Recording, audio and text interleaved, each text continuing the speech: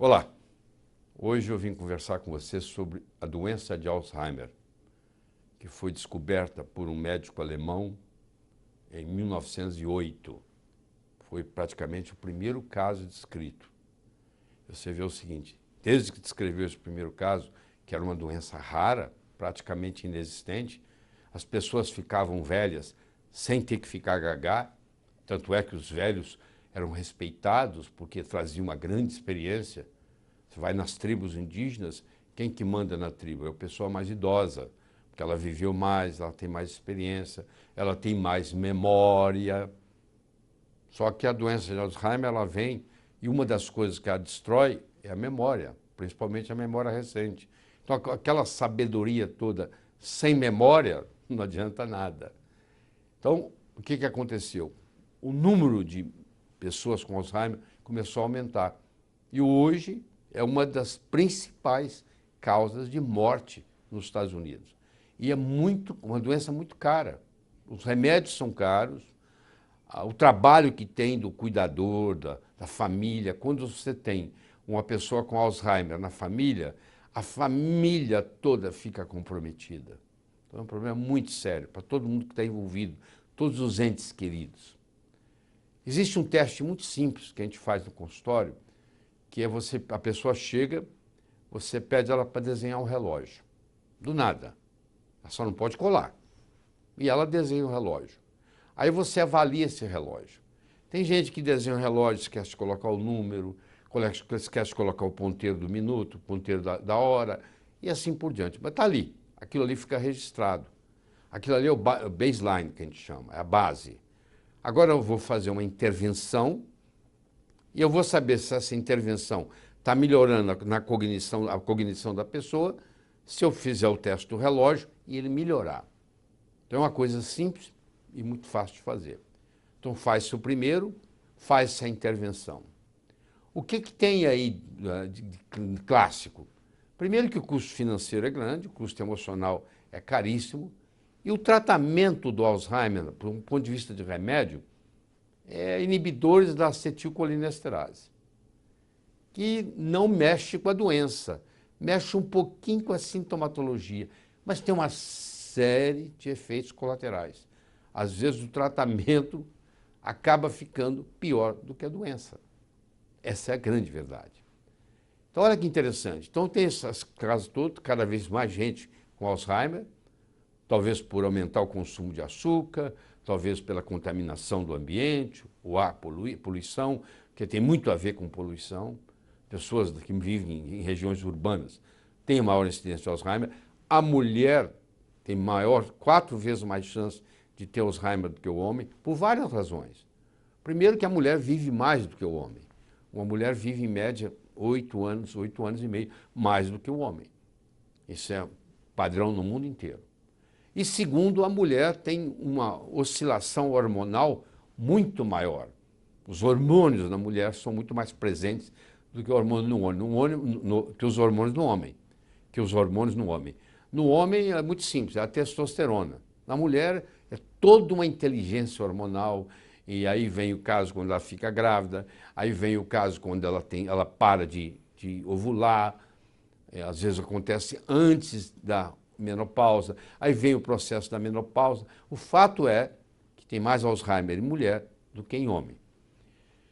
Então, vamos ver a história. O que nós podemos fazer tirando os inibidores da acetilcolinesterase, que, como eu disse, têm efeitos colaterais e não funcionam bem. Então, praticamente, até bem pouco tempo, não se podia fazer nada. Então, deixa eu contar para vocês a primeira história. A primeira história é da doutora Mary Newport, que é uma médica da Flórida, e que o marido dela, Steve, que era o marido de médica, ela cuidava da parte médica, ele cuidava da casa, ele cuidava da contabilidade da clínica, e etc. E levava as crianças na escola, todo esse trabalho. É o Steve.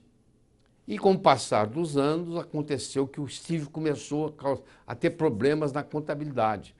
A contabilidade da clínica não fechava direito. A ponto de que chegou o caso do Steve ir num lugar e não conseguir voltar para casa. Isso acontece em pacientes com Alzheimer. Ela levou ele ao médico, ao neurologista, e foi diagnosticado que que ele tinha o início de Alzheimer. E ela então resolveu colocar ele num dos estudos, porque sempre tem um estudo recente, um remédio novo e tal. E quando ele foi fazer o teste, ele não passou. O mínimo que precisava para entrar no teste, ele não passou. Então ele ficou sem opção. Ela começou a procurar na internet, foi consultar o Dr. Google, e aí ela descobriu que na internet havia uma história do óleo de coco, que ela achou aquilo uma bobagem muito grande, mas ela leu de novo, não custa nada, é barato. Dá 3 colheres de sopa por dia de óleo de coco para o Steve, não ia fazer muita diferença. Por que não tentar? E ela tentou e ela teve uma surpresa muito agradável, porque em poucas semanas o Steve mudou. Ela fez o teste do relógio de novo, mudou tremendamente, era outro relógio, e o Steve voltou a dirigir, voltou a fazer conta, voltou a fazer compra para casa. E isso impressionou tanto a doutora Mary Newport que ela resolveu virar uma especialista nisso. E ela escreve um livro de Alzheimer. Esse livro é publicado nos Estados Unidos, vai para a lista do New York Times e chega à posição número 1. Então, se você tem interesse em conhecer melhor a história do Steve, a história do óleo de coco no tratamento do paciente com Alzheimer, doutora Mary Newport, Newport, você procura que você vai encontrar isso. Mas eu tenho notícia melhor ainda para lhe trazer. Porque o nosso grande herói hoje é o Dr. Dale Bredesen. O Dr. Dale Bredesen é um neurologista, ele foi professor na Universidade da Califórnia em San Diego, ele foi professor na Universidade da Califórnia em São Francisco e ele é professor na Universidade da Califórnia em Los Angeles. E clássico neurologista como todos. Mas a mulher dele tinha um interesse muito grande na naturopatia. E água mole em pedra dura, tanto bate até que fura. Ela foi fazendo a cabeça dele para ele testar coisas diferentes. E não é que ele começa a testar e ele começa a obter resultados surpreendentes. Ele é acadêmico, publicou muitas publicações, e ele começa então a tratar de pacientes com Alzheimer.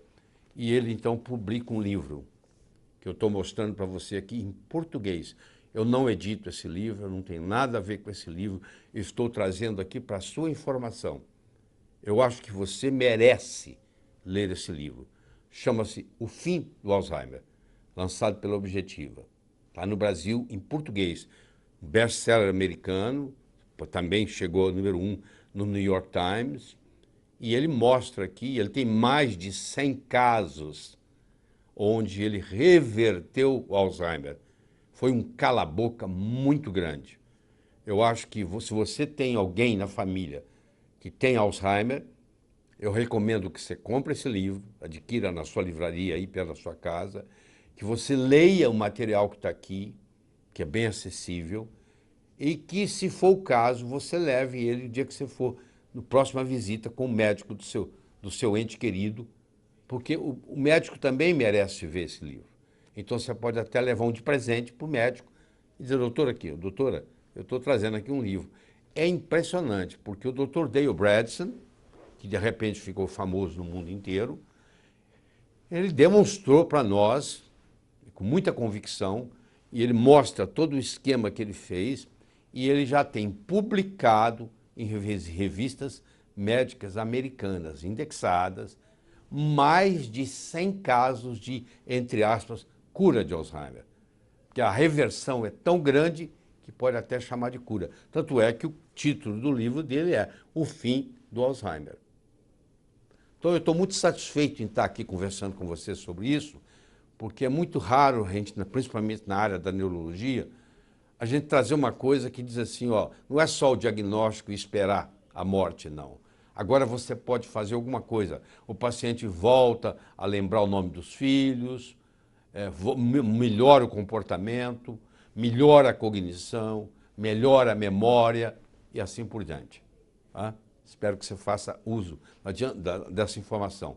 Não adianta você escutar isso aqui comigo e não fazer nada, tá? Então, olha só, vai lá na livraria, procura O Fim do Alzheimer e leia E se você puder me dar notícia, o que você achou e quem é que se ajudou, tá bom?